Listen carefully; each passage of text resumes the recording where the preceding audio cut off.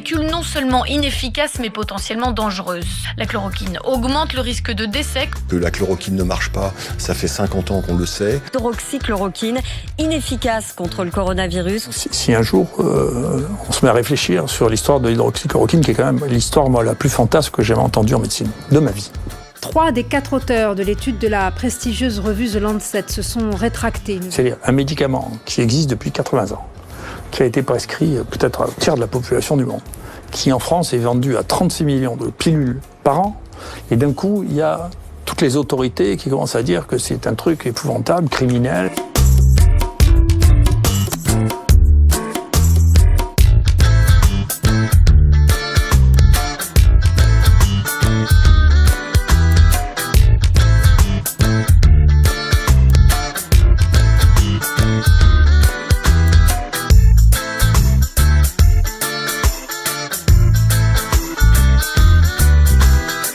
À la question « Y a-t-il une grande fraude électorale aux États-Unis en ce moment ?», la réponse est non, parce que ça n'est pas possible.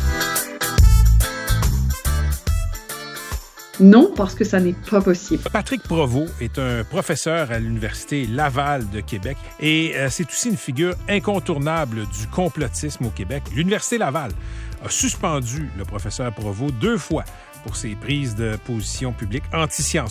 Mais le syndicat des profs de l'Université Laval défend Patrick Provost. Le président du syndicat, Louis-Philippe Lampron, est au bout du fil. Pourquoi vous défendez un prof de sciences qui fait la promotion de fausseté? Un prof de sciences qui fait la promotion de fausseté. Comment ça se fait que la liberté académique est utilisée pour dire des choses qui sont fausses? Donc, votre membre utilise la liberté universitaire pour dire n'importe quoi. Je pense que la liberté académique est importante et un des prix à payer, c'est de défendre des hurluberlus comme Provost. Écoutez, je vous laisse le mot de la fin. Vous m'avez pas contredit.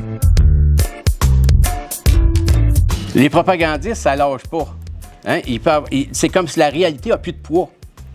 Si on prend l'histoire de l'hydroxychloroquine, là, ça a sorti dans le début de la crise des COVID. Là, hein?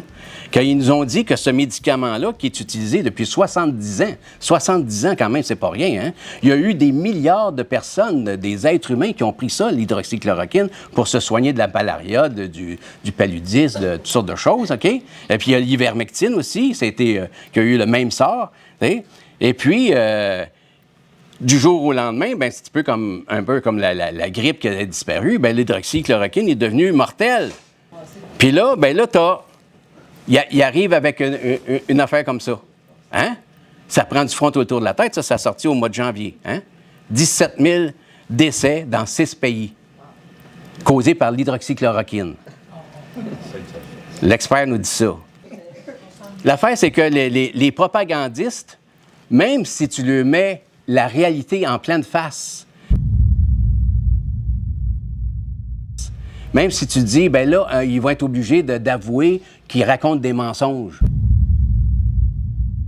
Non, non, non, non. En propagande, il suffit de dire, et de dire avec fermeté. Hein? Comme là, il disait, il y a eu 17 000 qui ont été... Hein? Fermeté, puis de répéter, puis de répéter. Puis ça, c'est répété partout, là, sur tous les réseaux, TVA, Radio-Canada, en France, dans les nouvelles aux États-Unis, partout, c'est répété, c'est répété. Puis ils font répéter aussi, ils font répéter. Les propagandistes, là, c'est des mangeux de... Ils nous présentent de la merde. Puis la merde qu'ils nous présentent, ils nous présentent ça comme si c'était du gâteau au chocolat.